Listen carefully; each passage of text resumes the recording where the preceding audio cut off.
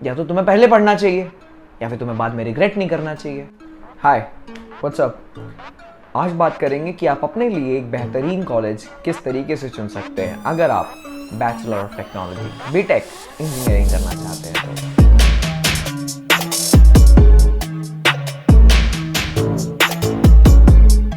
अब एक अच्छा इंजीनियरिंग कॉलेज चुनने के लिए आपके पास दो रास्ते होते हैं। या तो आप एक एंट्रेंस एग्जाम दें, उसको क्रैक करें और आप एक अच्छे कॉलेज के अंदर एडमिशन ले सकते हैं, या फिर आप अपने 12th के स्कोर के बेस पे भी एडमिशन ले सकते हैं कॉलेज में।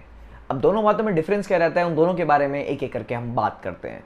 सबसे पहली चीज़, अगर आप एक एंट्रेंस एग्जाम दे रहे हैं तो अगर आप एंट्रेंस एग्जाम दे रहे हैं एक इंजीनियरिंग कॉलेज में एडमिशन लेने के लिए, तो वो आपका जेई हो सकता है, बिटसैट हो सकता है, वो आपका WBJE हो सकता है, आपका एटसेट्रा एटसेट्रा काफ़ी सारे हमारे एग्जाम्स होते हैं, आप उनको दे सकते हैं। मेजर जो हमारे एग्जाम्स है, हमारे 3 एग्जाम्स है, तीनों के मैंने नाम ले दिए। जेई तो आपको देना ही देना है, ठीक है, जेई तो आप किसी भी हालत में नहीं छोड़ सकते। बिटसेट बिट्स के कॉलेज में एडमिशन के लिए होता है, इनकी फीस थोड़ी हाई होती है लेकिन प्लेसमेंट्स वगैरह अच्छी होती हैं, ठीक है, तो आप वो भी दे सकते हैं। WBJE के अंदर हमारे कुछ रेप्यूटेड कॉलेज जैसे कि IIIT हैदराबाद और हमारा जादवपुर यूनिवर्सिटी के अंदर WBJE के थ्रू एडमिशन होता है। अब जेई के थ्रू आपका बड़े बड़े IITs, बड़े बड़े NITs के अंदर एडमिशन हो सकता है, उनके बारे में तो कोई हमें बात करने की जरूरत ही नहीं है, ठीक है, उनके अंदर अच्छी प्लेसमेंट्स आपको मिलती ही मिलती हैं। आप उनके अंदर किसी भी, मेन जो रहता है ना अपना गोल, जब भी हम डिस्कस करते हैं किसी भी कॉलेज को अच्छा होना है बुरा होना के चक्कर में, ठीक है, मैं कॉलेज के कैंपस को नहीं देख रहा, मैं कॉलेज लाइफ को नहीं देख रहा इतना ज़्यादा, जितना मैं देख रहा हूँ कि जितनी आपने फीस भरी है कि आपको उससे ज़्यादा की प्लेसमेंट मिल रही है या नहीं मिल रही है, उसी हिसाब से ये ऑर्डर मैं आपको बताने जा रहा हूँ। अगर आप जेई की थ्रू एडमिशन ले रहे हैं, अगर आपको टॉप IITs, IIT तो कोई भी चलेगी यार, IITs और NITs के अंदर आपको एडमिशन मिल रहा है तो बहुत अच्छी बात है यार, ठीक है, वो भी टॉप होनी चाहिए। अगर आप NIT दिल्ली के अंदर एडमिशन ले रहे हैं तो वो अच्छी बात नहीं है। अगर आपको DTU मिल रहा था तब भी आपने NIT दिल्ली में लिया तो DTU is much better than NIT। ये बातें पता कैसे लगेंगी? ये बातें पता लगती हैं कॉलेज के पेज पे जाके, कॉलेज की वेबसाइट पे जाइए, वहाँ पे आप प्लेसमेंट को देखिए, ठीक है। अगर आप बात करें IITs के, कई कॉलेजेस की तो प्लेसमेंट स्टेट्स है ही नहीं उनके पेज पे, तो यार IIT तो ब्रांड नेम है, IIT के अंदर तो मैक्सिमम प्ले उनकी तो न्यूज़पेपर में आती है, ठीक है, IIT की तो आप शक करना आपका कुछ बनता ही नहीं है, ठीक है। लेकिन अगर आप कोई भी कॉलेज के बारे में आप रिसर्च कर रहे हैं तो आप सिंपल बस वेबसाइट पे जाइए और उसी कॉलेज की वेबसाइट पे जाइए, वहाँ पे आपको प्लेसमेंट स्टैट्स दिखेगा। अब जिस ब्रांच में इंटरेस्टेड है सबसे पहले उस ब्रांच में जाइए, उसमें आप प्लेसमेंट्स देखिए। अगर जितनी आप फीस भर रहे हो उस कॉलेज की टोटल 4 साल की विद हॉस्टल, अगर आप हॉस्टल लेने वाले हैं तो जो फीस आ रही है, जो टोटल आपके पैसे लगने वाले हैं, जो टोटल ऊपर का खर्चा लगने वाला है, ऊपर के खर्चे में 2-3 लाख और ऐड कर लीजिए, मान लेते हैं आपकी 8 लाख रुपीज़ फीस है, प्लस आप उसके अंदर कर लीजिए कि 2 लाख आपके और ज़्यादा लग जाएंगे आने जाने में, कुछ खाने पीने में, थोड़ा बहुत और भी ऊपर नीचे खर्चे होते हैं, ठीक है, जो एकदम से लैपटॉप वगैरह भी लेना होता है।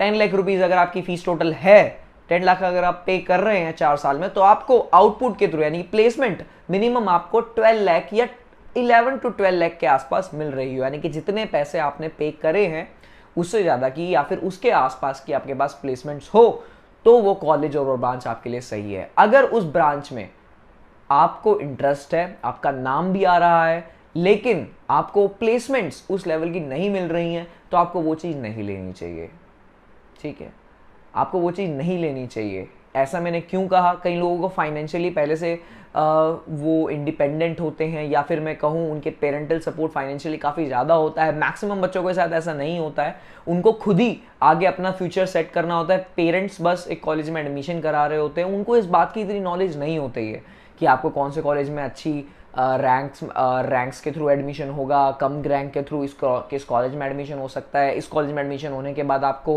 कितने की प्लेसमेंट मिलेगी या नहीं मिलेगी, कॉलेज लाइफ वगैरह, आपको सब कुछ बैलेंस करके चलना है। जेई मेन के थ्रू मेन जो यूनिवर्सिटीज़ हैं उनके अंदर आप एडमिशन लीजिए। सबसे मेन तो मैंने आपको बता दिया IITs और NITs, इनमें आप कोई शक ही मत करो। DTU NSUT जितनी भी GFTIs होती हैं हमारी गवर्नमेंट फंडेड टेक्निकल इंस्टीट्यूट्स होते हैं, आप इनके अंदर एडमिशन ले सकते हैं, ठीक है। जैसे कि हमारा DTU है, यहाँ पे NSUT है, एक कुछ अंडररेटेड यूनिवर्सिटीज़ में जैसे कि इंद्रप्रस्थ यूनिवर्सिटी है, बहुत अच्छी। I am also student of Indraprastha University, and Indraprastha University में Bhagwan Parshuram Institute of Technology BPIT के अंदर कंप्यूटर साइंस इंजीनियरिंग से अपनी इंजीनियरिंग परस्यू कर रहा हूँ। जब मैंने इसमें एडमिशन लिया था तो मैंने इसकी वेबसाइट को चेक करा था यार। अगर आप वेबसाइट एक्सप्लोर करना जानते हैं किसी भी कॉलेज की तो आप कर सकते हैं। क्या करना है मैंने आपको बताया, जिस ब्रांच में आप इंटरेस्टेड है वहाँ पे जाइए, उनकी देखिए प्लेसमेंट्स वगैरह कितनी है, बैच में कितने बच्चे हैं, वो भी इतना मैटर नहीं करता जितना मैटर करता है कि आप जितनी फीस भर रहे हैं क्या उससे ज़्यादा प्लेसमेंट लग रही है। आपको हाईएस्ट पैकेज नहीं देखना, आपको लोएस्ट पैकेज नहीं देखना, आपको देखना है एवरेज पैकेज। अगर आप एवरेज पैकेज को सही से देख पाते हैं और अपनी फीस से ज़्यादा उसको पा पाते हैं या उसके आसपास पाते हैं तो आप उसमें किसी भी हालत में एडमिशन ले लीजिए अगर आपका इंटरेस्ट है तो, ठीक है।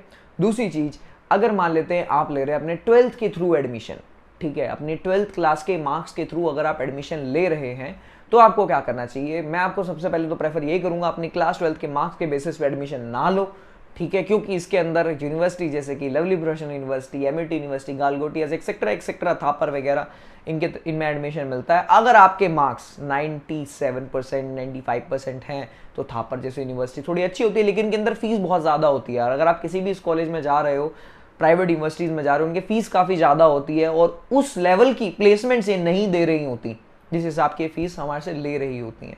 तो थोड़ा सा हर चीज़ को आपको खुद भी समझ के चलना है। वेबसाइट को एक्सप्लोर करना है इनकी, वेबसाइट पे झूठ नहीं होता, वेबसाइट पे बिल्कुल सही होती है प्लेसमेंट स्टैट्स, ठीक है। कई लोग इस चक्कर में सोचने लग जाते हैं ऑफ कैंपस ऑन कैंपस। देखा, ऑन कैंपस का तो अच्छा रहता है क्योंकि कंपनीज खुद आके कॉलेज में बच्चों से टेस्ट लेके उनको प्लेसमेंट्स दे रही होती हैं as compare to off campus. Off campus का मतलब क्या है, आप कॉलेज के थ्रू आप प्लेसमेंट्स ग्रैब कर ही नहीं रहे, आप बाहर से प्लेसमेंट ग्रैब कर रहे हो। लिंक्डइन के थ्रू आप किसी का आपका रिश्तेदार का कोई लगा हुआ है, आप उससे बोल रहे हो कि मुझे रेफर कर दो कंपनी में, या फिर आप लिंक्डइन के थ्रू, ट्विटर के थ्रू आप लोगों को ढूंढ रहे हो जो उस पहले से कंपनी में है, वो आपको आगे रेफर कर रहे हैं। इसको बोलते हैं off campus placements. On campus जब आपके कैंपस में कंपनीज हैं, ध्यान से सुनना मेरी बात को, ऑफ कैंपस प्लेसमेंट तभी लगती है जब बच्चे में कुछ अच्छी बात हो, ठीक है, बहुत अच्छा हो। और अगर वो बच्चा जिस कॉलेज में पढ़ रहा है ऑन कैंपस भी लग रही है, ऑफ कैंपस भी लग रही है, या फिर ऑफ कैंपस उसकी अच्छी प्लेसमेंट लग रही है, यानी कि वो कॉलेज का एनवायरनमेंट अच्छा है ना, यानी कि उस कॉलेज में बच्चे ऑफ कैंपस में प्रिपेयर कर रहे हैं। और off campus is much more difficult than on campus placements. तो यानी कि अगर किसी कॉलेज में ऑफ कैंपस प्लेसमेंट यानी कि कॉलेज के बाहर बच्चे खुद ट्राई करके प्लेसमेंट्स भी ले रहे हैं तो वो एक बहुत अच्छी अपॉर्चुनिटी है उस कॉलेज के अंदर कि बच्चे इतनी मेहनत कर रहे हैं। तो ऑन कैंपस या ऑफ कैंपस के चक्कर में ना पड़ के आप सिंपल उस वेबसाइट पे जाके एवरेज प्लेसमेंट स्टैट्स को देखिए, आपको बातें क्लियर होंगी यार। ठीक, लास्ट में आता हूं कि आपको कॉलेज और ब्रांच इनमें से आप चीजें कैसे सेलेक्ट करें यार। सबसे पहले तो आपको अपनी ब्रांच ऑफ इंटरेस्ट, आपका जिस चीज में इंटरेस्ट है। देखा, इंजीनियरिंग का मतलब मैक्सिमम बच्चों को ये होता है कि बीटेक का मतलब सिर्फ और सिर्फ बीटेक होता है, सिर्फ बीटेक में एडमिशन, इंजीनियरिंग में एडमिशन नहीं यार, बहुत सारी ब्रांचेस होती हैं, ठीक है। एरोस्पेस, एरोनॉटिकल्स होती है हमारी, इसी के अंदर भी काफ़ी ज़्यादा हो जाती है हमारी, और हमारी कंप्यूटर साइंस होती है, information technology, electronics communication, electrical engineering होती है हमारी एक, ठीक है। बहुत ज़्यादा इंस्ट्रूमेंटेशन एंड कंट्रोल, बहुत तरीके की इंजीनियरिंग होती है, मैकेनिकल वगैरह, सिविल वगैरह, वो भी बहुत सारी है। आपका जिस फील्ड में इंटरेस्ट है सबसे पहले तो इन सबको एक्सप्लोर करो कि टाइप्स ऑफ इंजीनियरिंग, आपको जिस तरीके की रिसर्च में, जिस तरीके की टेक्नोलॉजी में आपका इंटरेस्ट है, आप उस इंजीनियरिंग को परस्यू करने की पहले कोशिश करो। आपकी रैंक जो आ रही है या फिर जहाँ पे भी आपका एडमिशन हो रहा है वहाँ के प्लेसमेंट स्टैट्स को आपको देखना पड़ेगा। एवरेज प्लेसमेंट जितनी आप फीस भर रहे हो उससे ज़्यादा है तो आप एडमिशन ले लो, कोई दिक्कत नहीं, आप इंटरेस्ट से काम करोगे।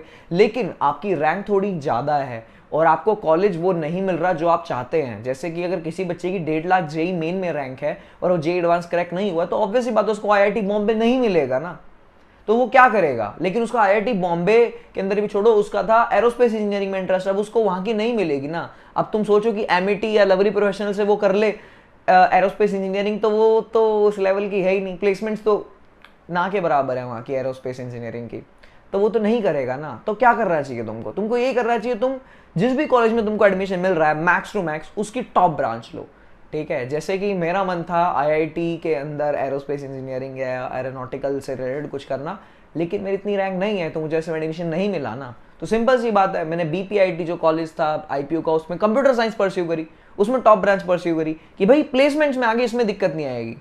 या तो तुम्हें पहले पढ़ना चाहिए या फिर तुम्हें बाद में रिग्रेट नहीं करना चाहिए, ठीक है। या तो पहले बहुत सारा पढ़ लो, ठीक है, अच्छे से क्लियर कर दो, जेई क्लियर कर दो, जेई एडवांस क्लियर कर दो, जो चाहोगे वो मिलेगा। थोड़ा ना अपने माइंड में इंफॉर्मेशन थोड़ी बहुत रखो, खाली जेई की तैयारी करने से बात नहीं चलेगी या फिर खाली किसी कॉम्पिटिटिव एग्जाम की तैयारी करने से बात नहीं चलेगी। आपका गोल क्लियर हो जाए, बाद में क्या होगा, ठीक है ना, बाद में क्या करना है, बात समझ में आ रही है।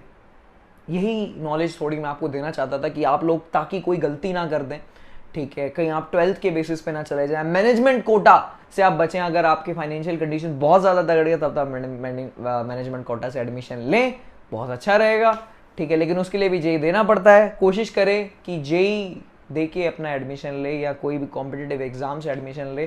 प्राइवेट यूनिवर्सिटीज से बहुत ज़्यादा बचे, ठीक है, जिनके अंदर प्लेसमेंट स्टैट्स थोड़ा सा हल्का फुल्का हिल डुलता रहता है, ठीक है। नहीं तो आप प्लेसमेंट स्टैट्स के बिना तो किसी भी कॉलेज में एडमिशन ना लें। आईआईटीज एनआईटीज के टैग को तो फॉलो कर ही सकते हैं, वो तो बहुत अच्छा है।